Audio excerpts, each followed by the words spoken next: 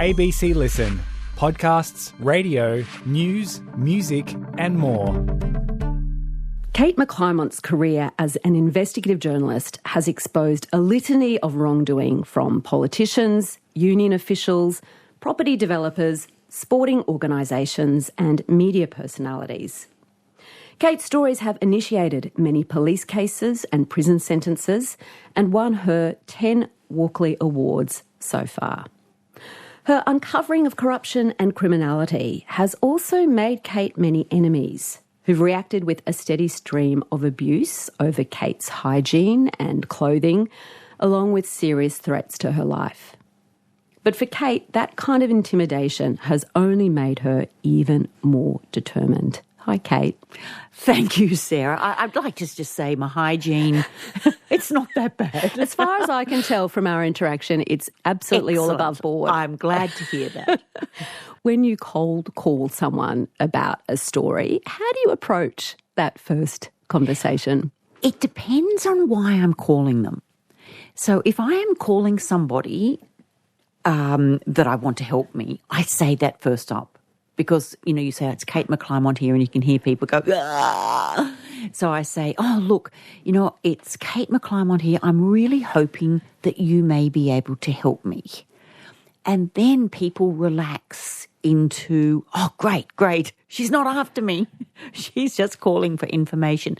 But for the people that I am after, look, you dread those kind of conversations, but you just ring up and say, look, no doubt you know why I'm calling, because usually they do by that stage. If you haven't already got a legal threat, you know that they know. So you just say, look, I'm ringing because of, this.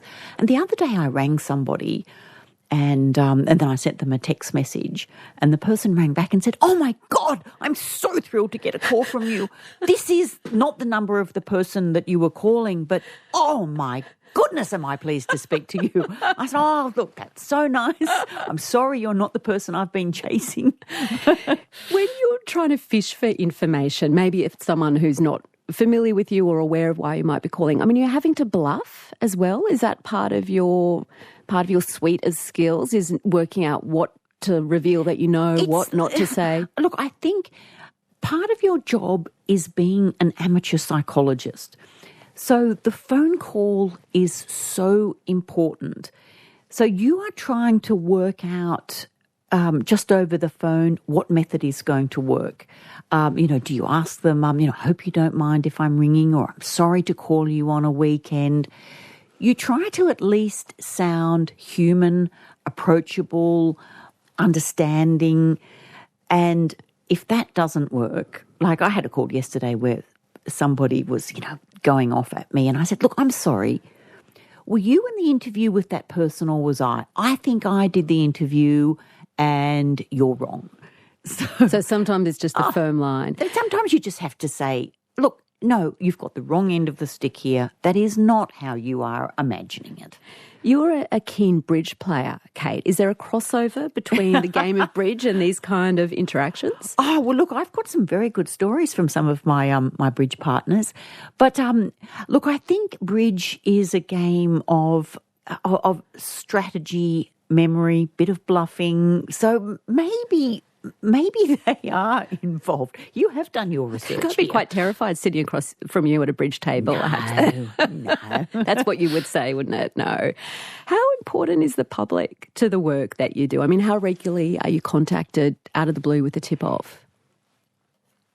I was going to say, unfortunately, too many times, and I don't mean that, but I just mean that I often feel I'm letting people down because I get so many calls, emails, please can you help me? My husband is about to take my child. And I just have to say, I'm so sorry, but that's not my field. And also if it's family court, we can't do that. And of course, you want to be able to assist, but the reality is there are not enough hours in the day to do all the things that need doing. And I get them from all over Australia. And I have to say, look, unfortunately, we are the Sydney Morning Herald. So it's unlikely that we'll look at a story in Townsville or Geelong or somewhere like that. How quickly are you able now to kind of spot if this is a story that might have legs for you? Pretty quickly, but you're not always right on things. And sometimes people who are distressed and a little bit all over the shop and are not actually making a lot of sense, if you give them a call and say, now slow down. Now, if you were just to tell me in one sentence, like get to the nub of what it is. And the next thing that you look for is it provable? Do you have any documents? But I find some of my best stories have come from members of the public just ringing up. And one of my all-time favourite calls was from a parent at a private school saying, I want you to look into this guy called Michael Williamson. He's the head of the Health Services Union. And I said, oh, look, I actually haven't heard of him. And he said, oh, he's also the president of the ALP. And this person said, he and his wife drive top-of-the-range Mercedes-Benz. They travel first class. They've got 5 kids at private school. His wife doesn't work.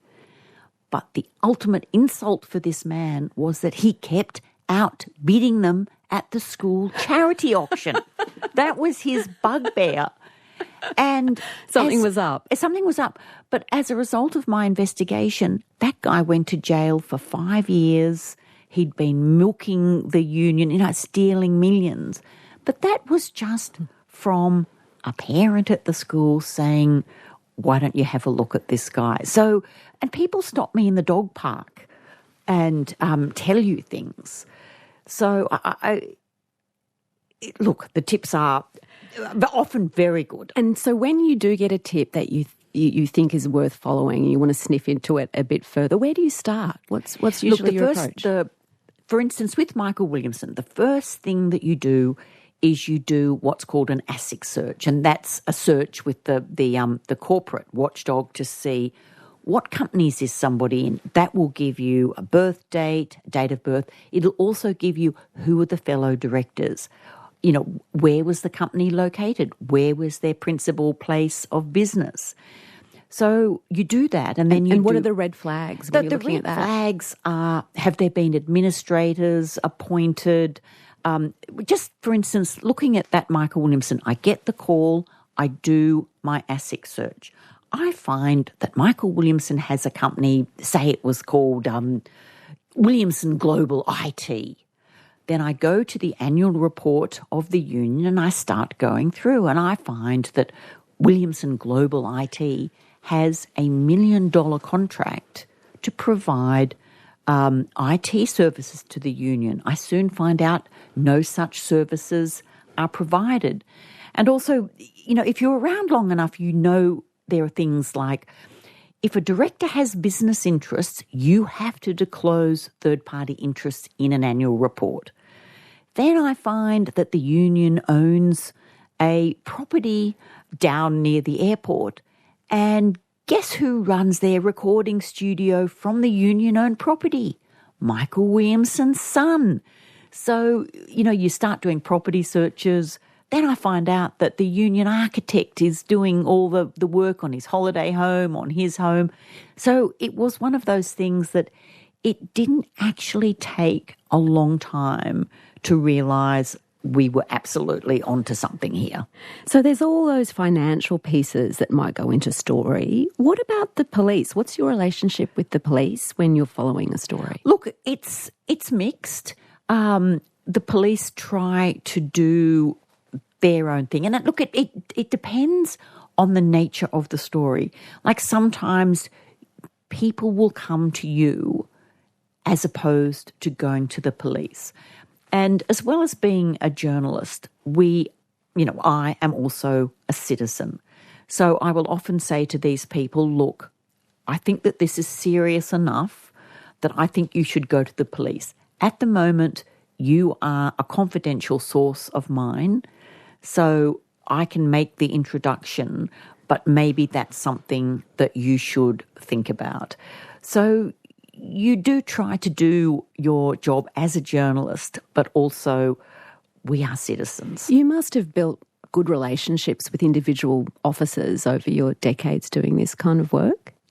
Look, I think it is mutual trust. And if a police officer rang me up and said, we are on the verge of making all these arrests, if you tip these people off, they're likely to do such and such. So you do try to talk your way around those kind of issues. But I mean, the last thing that you want to do is interfere with a major police investigation. So it's a question of balance, really. And it's not just paper trail investigating that you do. You're also out on the streets on stakeouts. How do you prepare for one of those? Like, do you have a go-to costume, Kate? Look, it depends where it is, but I often take the I've got 2 dogs, and I often take the dogs, and people just think that you're a dog walker. So you do that. But unfortunately, I think that my face is now a bit better known than it was. For them, it's a red flag if you're outside walking your dogs. In fact, I met somebody who was a confidential source, and I said, we're going to go to this cafe. No one ever goes there. And, because I don't want for us to be seen. And we get down, and these 2 women come over and went, Kate McClymont! Oh, and I said, this is meant to be a secret meeting. You're going to have to get funny moustache or something. Oh, but look, that's fine. People are normally very nice. And as you're putting a story together, when you've got all of these different parts, what's your method for keeping all those details together in your mind? I mean, you might be tracking things over decades, lots of different people. Do you have a corkboard? What's it look like? I have had the big white paper with the pens, but our offices aren't big enough anymore. So, look, funnily enough, a timeline. Like, one of the first things I ever do with an investigation is start a timeline. With Eddie Obeid, the former New South Wales politician, it was about 200 pages long because I kept adding. But it helps you keep things in your mind, and it also shows up patterns. Like, you'll see that on such and such a date, a donation was made, and then you'll see 4 days later, a local government gave approval for a building to go ahead. So you look at the quid pro quos, you look at this thing happens, and then, oh my goodness, look what happens just days down the track. So it's a simple thing, but it is, and I tell young journalists all the time, start a timeline. And after all that hard work that might be months, even years in the sort of reporting that you do, what's your state of mind the night before a story is published? Sick. Absolutely sick. I think people sort of don't quite understand that the anxiety, like, not only are you writing something that's going to have possibly a terrible impact on the life of the person you are writing about, so you have a duty to make sure it is all correct. And also with defamation laws, the stakes are incredibly high. So it's more you're just riddled with anxiety that you have done everything that you can do to make sure it's accurate, it's true. Did your parents read newspapers when you were a kid growing up? What do you remember about that? Oh, my parents, the 7 o'clock ABC News was on every single night. I grew up on a farm outside of Orange. I can remember, I think it was called the Farm Hour or the Country Hour. Country Hour. Still on ABC? Still on the ABC. And yes, we got the Sydney Morning Herald and the Central Western Daily every day. So my parents were very big consumers of news, and they were interested in, the goings-on of life, really. Your dad used to read the newspaper with a cockatoo. Is that true? Tell me about that. Oh, yes. So my father was a little bit of an eccentric, and he had a cockatoo, and every night he would be reading my mother bits of the newspaper while the cockatoo sat on one shoulder, and he'd be sipping his whiskey and occasionally, this is gross, giving the cockatoo a sip of his whiskey. So it was, yes, it was quite a sight. And they would go out together and the cockatoo would sit on his shoulder. They'd go on the motorbike. It was... Could it talk, this cockatoo, or it just sipped whiskey? Yes, no, it could talk. It used to say, "Oh, you're a silly bugger." Oh, that was one of its common things was, "Oh, you're a silly bugger." Was that something your dad would say? Yes, was that one of his phrases? religiously, yes. Applicable in so many situations. What kind of jobs did you have to do on the farm as a kid? Farm kids always have to do a lot. Well, my father was a veterinary surgeon and my mother was a pharmacist. But my father only practiced for a couple of weeks before he took over the property. So he used to make us assist him with his sort of, operations and things like that because we had small fingers. I can remember when cattle got bloat, you had to stab them to let out, because they would die. And you had to then sew up, I think it was the stomach wall, but he would make us do it. With your little childlike hands and our neat sewing. And we had to help, deliver calves and, feed the chickens, do all those kind of things that you do on a farm. And were you and your sister given different kinds of jobs than your brothers? Look, when you were just saying then about the newspaper, so my mother had a full-time job and she would come home and there would be my father reading the newspaper, talking to her while she then turned around and cooked dinner after working as well. I think it's called the second shift, isn't it? Correct. And I remember that for a while we were doing the same thing and then my sister and I said, "Oh, well, hang on. Look, this isn't fair. Why? We're doing all the outside work as well as doing this." And my mother said, "You are absolutely right." So things did start to change. And did you carry that independence of mind into the classroom, Kate?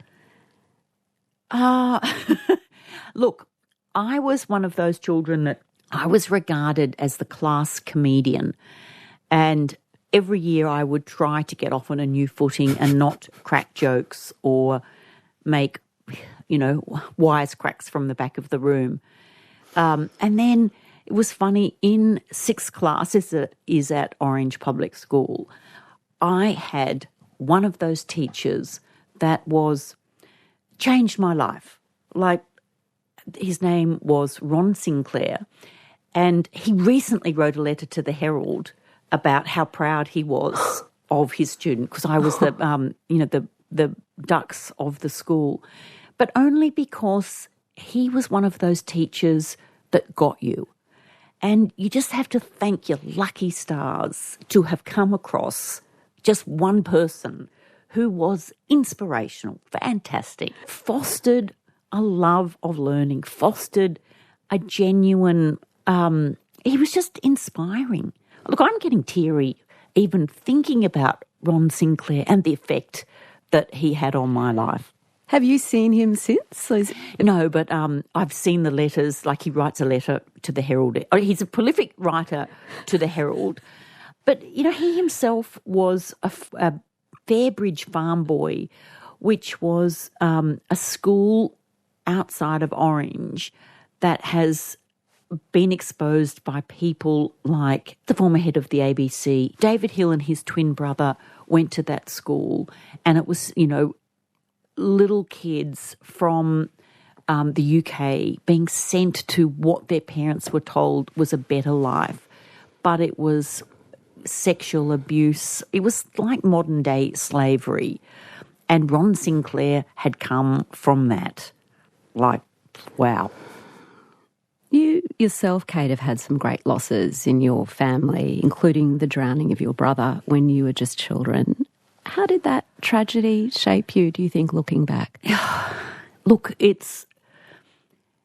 think until you live through that and you see the impact upon your parents and on the family, nothing can ever prepare you for the complete change in the life as you knew it. And then later on, both my parents were killed in a car accident. It still upsets me. But the thing is, I sort of think that it's given me the realisation that bad things happen. It's unfair. It's like you'd think, having lived through one tragedy, you wouldn't have to go through a second one. But it also makes you realise that this is life. This is what life deals you. And when people say, oh, do you worry about threats? Do you worry if people will kill you? And I think, no, I actually don't. Because if somebody wanted to kill you, they would. And there is almost nothing you could do about it. So I think tragedy and knowing that you are not immune from it means that you cannot let it dictate your life or ruin your life. You have to seize whatever you have and do your best. There can be a kind of fearlessness that people develop after facing horrible losses like that, because it's like, well, the worst almost has happened. What can life throw at me that I haven't faced already and endured? That's true, although I must say that my children are now grown up, but it did worry me. You know, it's all very well being brave for yourself, but I sometimes worried that my activities would lead to harm to my family. And now that that's sort of passed, it's sort of, maybe it's liberating in a way, being free of the fear for what could happen to them. But, and look, despite those things happening to me, I'm a fairly optimistic person. I sort of tend to look on the bright side. Like, people say, oh, don't all these people get you down? And I say, oh, no, not in the slightest. Well, you studied English literature at university. You're a great reader. And I wonder if it's those great novels can sort of help make sense of lives and loss and gain and fate and meaning. I mean, they kind of can give a different structure to experience. I think that's one of the things we turn to fiction for.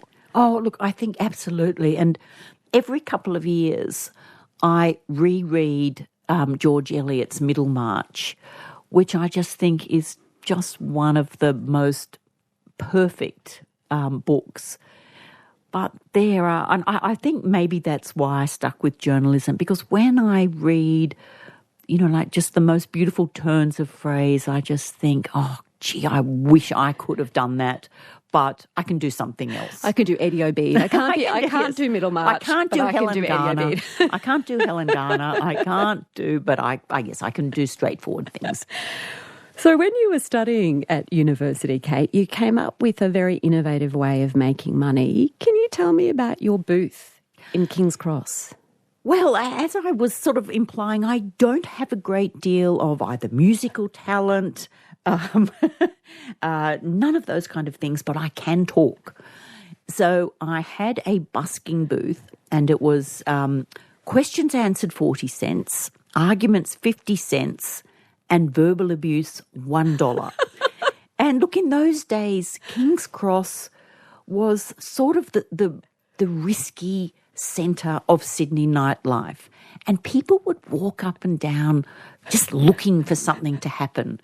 So if you were there, people would stop and they would pay you money. And so you had a sign up behind you? Yes, I had a sign behind me, you know, advertising my wares. But I quickly realised the value of upselling. Like if someone wanted to pay 40 cents for questions answered and they didn't agree with your answer, you could say, well, you could pay 50 cents and we'll argue about it.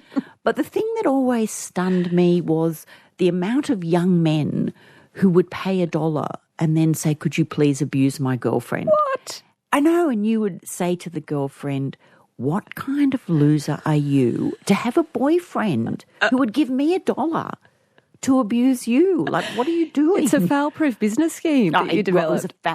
Absolutely. So you made good money? Look, I made $17 an hour, which in those days, and we're talking about a long time ago. I think it's more than my teenager is getting at McDonald's right now. It was, and the thing was, you could do it. You didn't have to do it every single week. It wasn't. It wasn't a must-do, but then people would say, oh, where have you been? And they'd ask you all sorts of things like, you know, did I have any tips for the races on Saturday? You were like an oracle with your booth. And what would you say if someone asked for that? Oh, you'd make something up, or maybe you did know something and you'd say, oh, well, no, I didn't really know the answer. But if they wanted to argue about it, you could just charge them more, really. I think of all these skills that you were developing doing that, Kate, of quick thinking and logical argument. And I know, but the funny thing was, I think that is what got me my later cadetship at the Sydney Morning Herald, because I'd done an honours degree in literature. I'd worked at newspaper. I had a radio show, just on public radio. I'd done all those things, but they were far more interested in my busking than anything else. This is Conversations with Sarah Kanoski. Kate, you've really spent your whole career at Fairfax, now 9, apart from a couple of years at the ABC with Four Corners. What was it like in the office at Four Corners when you began? I remember when I arrived at Four Corners, within a couple of weeks, Chris Masters' seminal program, The Moonlight State, on police and political corruption in Queensland went to air. And I literally thought that I died and gone to heaven, that I was working for this program that did stories as important and risky and so well researched as that program. But it also taught me other things. I was chatting to Chris Masters the other day, and he reminded me that program kept him in courts with defamation actions for 10 years. And he said, it was death by 1,000 courts. And you do realise that that kind of journalist, you pay a price for doing it. And you couldn't do it without the support of an organisation, I think, just when you say it like that. No, and I think, I love the idea of citizen journalism, but you need the backing of a major organisation. Like just getting a silk, like a senior barrister, for one day is $10,000. So you can imagine trying to run a court case with a whole legal team. Who is going to have those kind of resources? And even doing things like doing ASIC searches, they are not cheap. So investigative journalism is quite a costly exercise, both legally and just in the use of resources, and also just in a journalist's time, like the amount of time it takes to get that story over the line. You then went on to break so many stories yourself as a journalist over your career. And I want to ask you about a fairly recent story. How did you first come across a woman named Melissa Caddick? Again, life throws up the most serendipitous moments. So I was looking at a businessman who was accused of insider trading, and ASIC, the corporate watchdog, had executed search warrants, but they can't execute them themselves. They have to get the federal police to do it on their behalf. So I rang up ASIC and said, can you tell me about the search warrants issued at this person? And they said, yeah, you can't tell you anything. So I rang up the federal police and they said, yeah, right, on the Wednesday, yep. Now, are you talking about the raids we did at Wallaroi Road or at Wollonga Road? And I said, well, I'm looking at the first, but I said, who's at the second? Yes, that would be a woman called Melissa Caddick.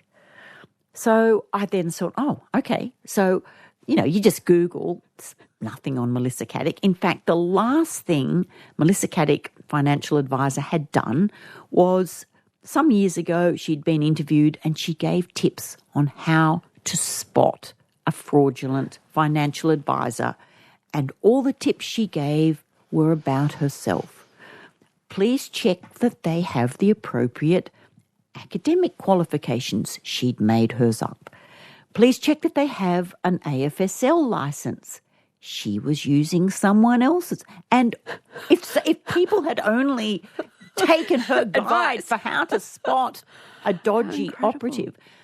Anyway, so I started looking, I did. But you just Google this and you think, I just thought, why are they doing searches? Like, I can't find, she's not a major player. I do the ASIC searches. I see she has a personal company called Malavar. She's running a financial business at her own home, but there's nothing. Like, you think, what? Nothing. And then she goes missing.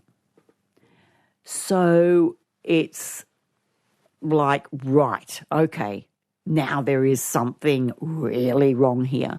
And I remember watching her husband, Anthony Coletti, at the press conference to say that his wife was missing. And I just thought, your demeanour is weird. Here you are saying, Melissa, come home, you're not in any trouble, we love you. And I think that by this time I'd realised they'd been at her house for an entire day.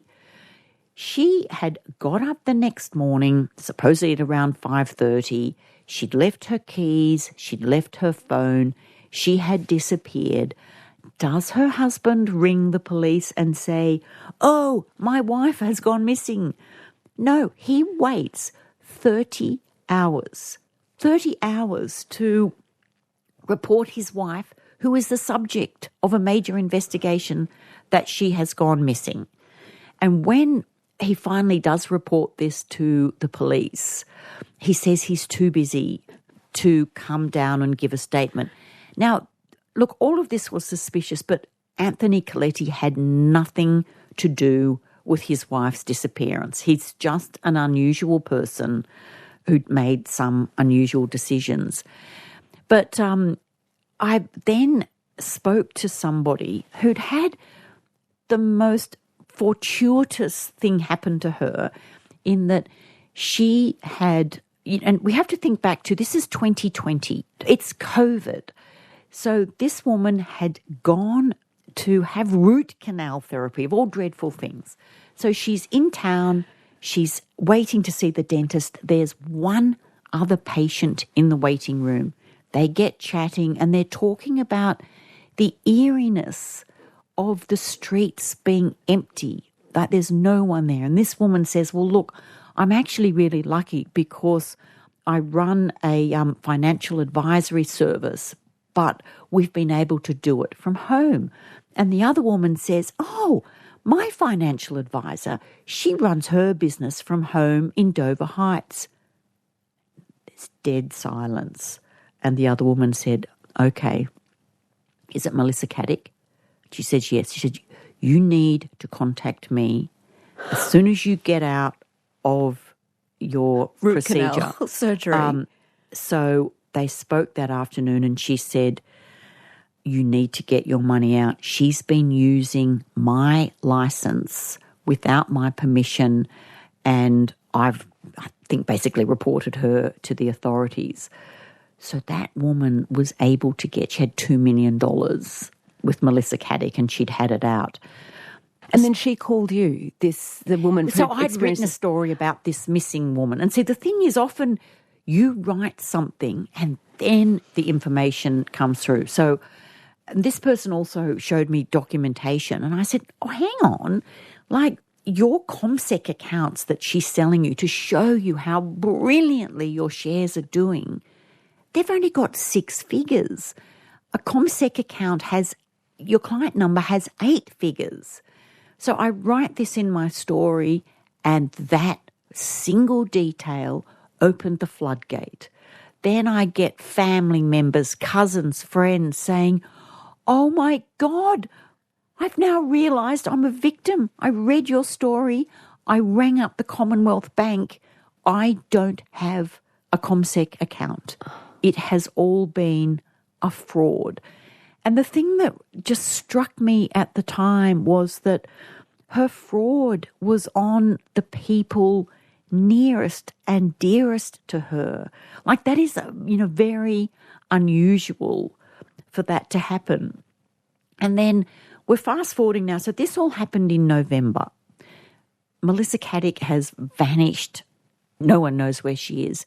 And then of all things, her foot washes up. It's so gruesome. That's such a gruesome detail. I know. It's her foot washes up some 400 kilometres south of where she is presumed to have jumped off the cliffs at Dover Heights. And here's me thinking, right, that's the end of the mystery. But no, that just generated a whole new conspiracy that she'd chopped her foot off, that she had, underworld figures, cutting her leg off and planting it down on the south coast. So the weird thing about doing that story was you felt like you were in the middle of this extraordinary tale, and even you did not know how it was going to end. And how has it ended? Where has all of that story resolved for you? It ended in the coroner did an inquest, and there wasn't enough remains of the foot to tell how it had come separated from the body. But they had really interesting oceanographers giving evidence that with the tidal flows along the east coast of Australia, it was possible for a shoe to go that far. And also there was this fascinating case in British Columbia, and it was the case of the 21 feet. So 21 feet had washed up near Vancouver, and at first they thought that there was a serial killer on the loose, but they found that they were different shoes. And it turned out the inquest there showed that with the advent of the modern running shoe, its buoyancy and its synthetic fibres don't break down as much. These shoes, these were from people who'd suffered misadventures. They'd fallen into the water or they'd fallen off bridges and things like that. And these shoes are just circulating in the oceans. Yes, that they'd washed up along the coast because of tidal flows. And it's like, I cannot believe the things that I have learned from a missing fraudster, things I never thought I would know about decomposition of ankle bones, etc. There are these remarkable facts and comic elements almost in that story in particular. But at the same time, as you acknowledge, these real ordinary people had discovered that their lives were ruined by this woman's crimes. Ruined. What kind of impact did their stories and your meeting with those victims have on you? It's now been 5 years and I still catch up with those people. I still talk to them about the impact it's had on their lives. And as a journalist or as a... Well, both really, because I find that one of the things that you do in your life as a journalist is that I don't want to say we use people because I try not to do that. But for a period of time, these people give you their all. They give you all their information. They give you their heartbreak, what's happened to them. And I never want them to feel that didn't matter. So you find that you talk to them, just keep them involved in what's happening. Every now and then, down the track, years down the track, you send them a funny, look what I just found or something like that. Because I just think it's important for people to feel that they matter, that their stories matter. And even if that story has long passed, you appreciated what they did. And I just think this one person, Kate Horn, who was one of Melissa's friends, she was a single mother struggling, and her friend had all the trappings of wealth. Little did her victims know she was running a Ponzi scheme and she'd stolen more than $30 million. They think, she's really successful. So when Melissa said to them, listen, Sarah, I do this as a living. Give me your money. I'll invest it for you. And every month she would send you a ComSec account saying, look at the investments I've done. They are having a remarkable return. And you go, wow. And I can remember Kate Horn saying, I just looked at Melissa and I said, Melissa, I can't thank you enough for all the things that you do for me." And Melissa looked at her right back and said, "That's what I'm here for." And meanwhile, she's going skiing to Aspen, flying first class, buying an endless array of designer handbags and luxury clothes. I just find it unfathomable that you could do that to the people you love. This sense of justice that you have, of it's just wrong what people are doing wrong, that must be a big part of the motivation for you. Look, it is. And as a journalist, we do have the ability to be a voice for the voiceless. As a result of these investigations, you're often in court looking face to face at someone who's there because of your reporting. What's that like? What's it like to turn up to court and see the person that you've been writing about face the consequences of their crimes?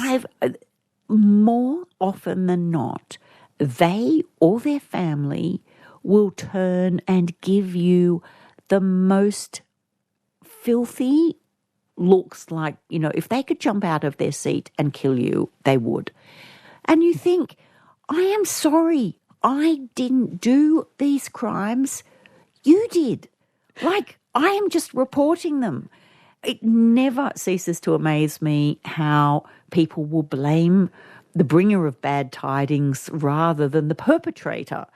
And I was at a coffee shop, and this woman came up to me and said, it's your fault.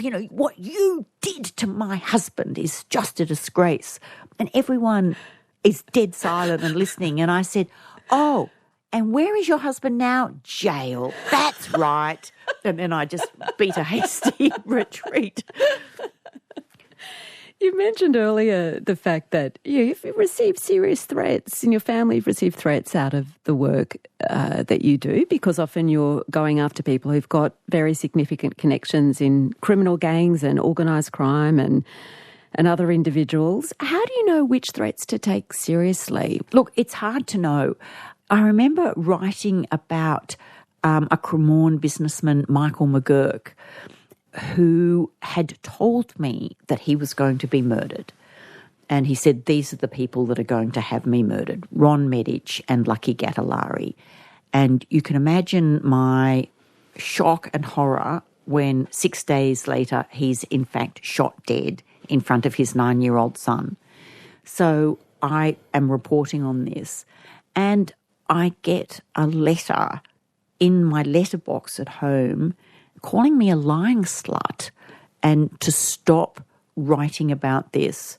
Or I think it was I'd see a point 303. And I remember saying to my husband, because 303 was our street number, and I said, "Well, they've put a letter in our box. They know that 303 is our street number." And he said, "No, a point 303, it's a rifle. And I said, "Oh, right, okay. Okay. Right, okay." Oh.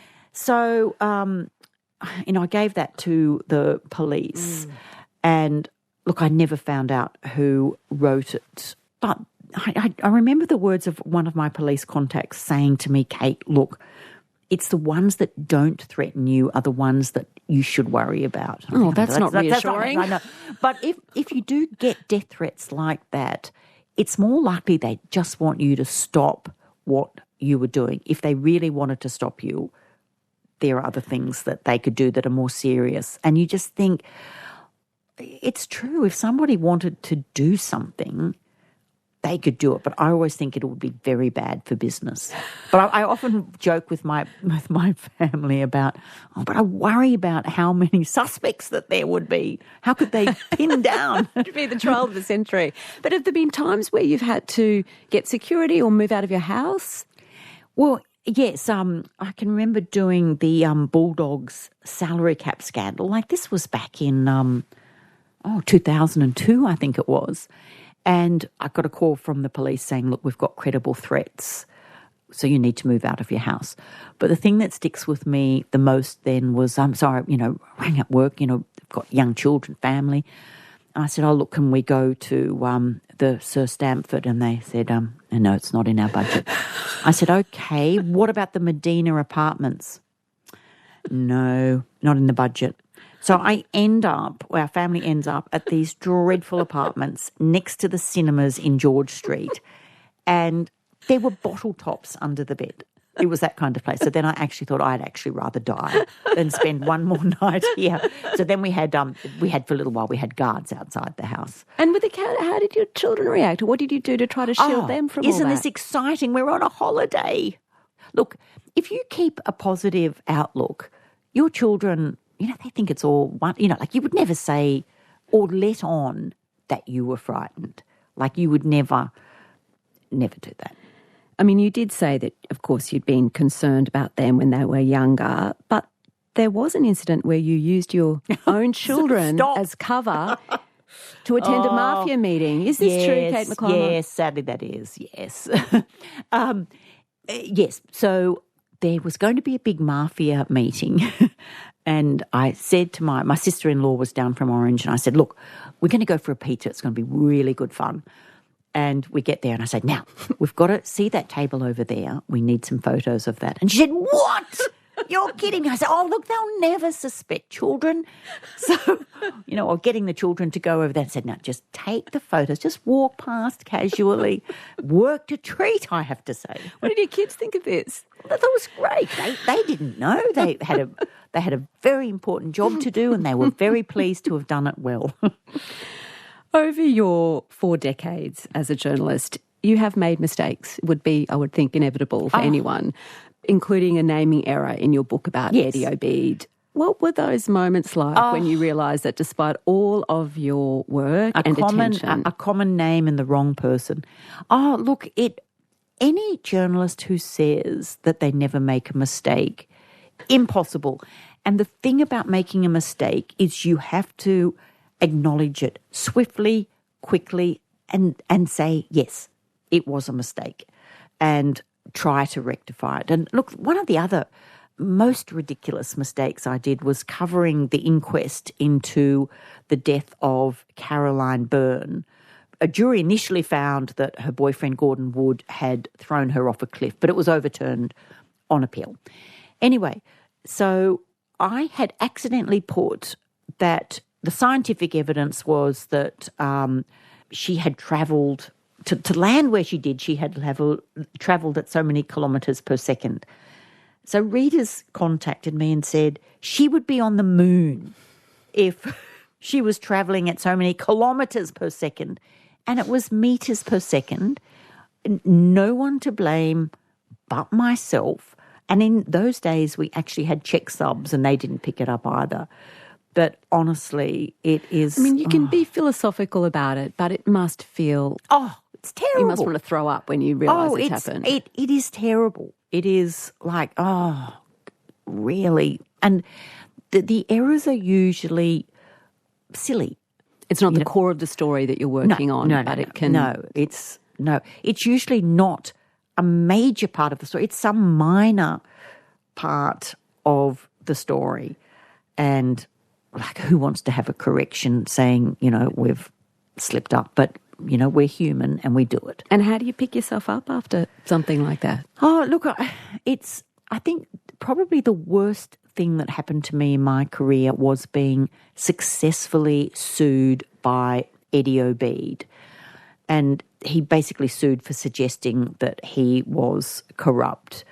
And he was awarded $150,000 plus his costs.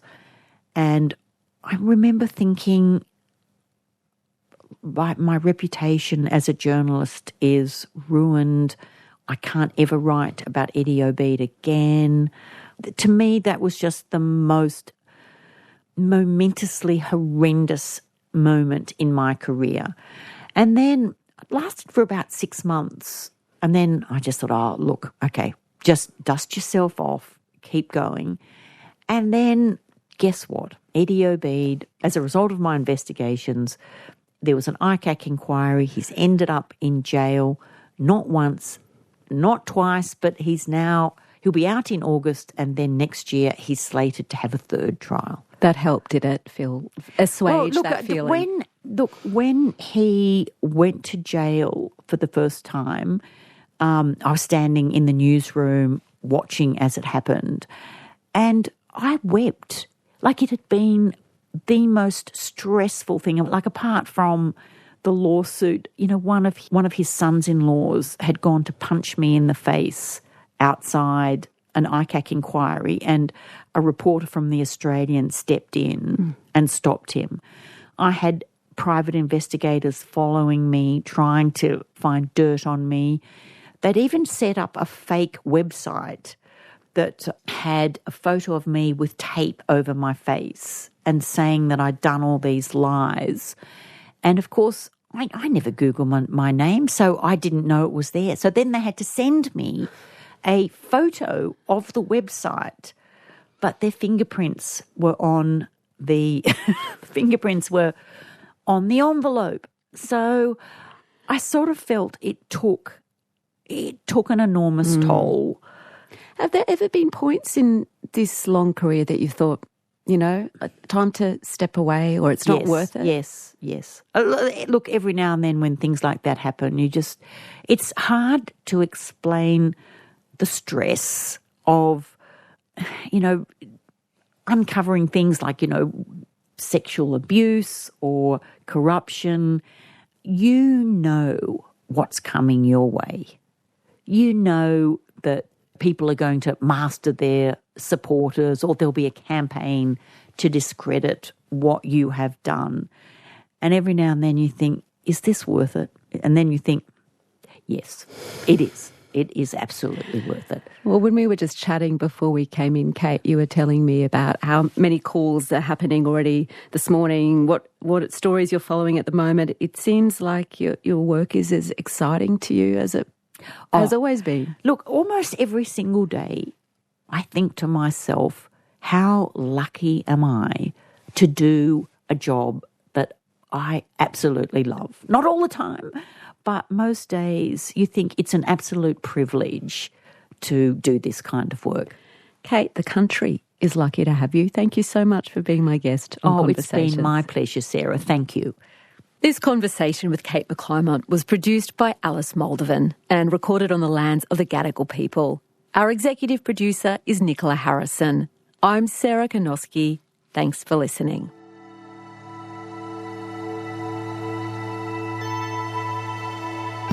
You've been listening to a podcast of Conversations with Sarah Konoski. For more Conversations interviews, head to the website abc.net.au/conversations.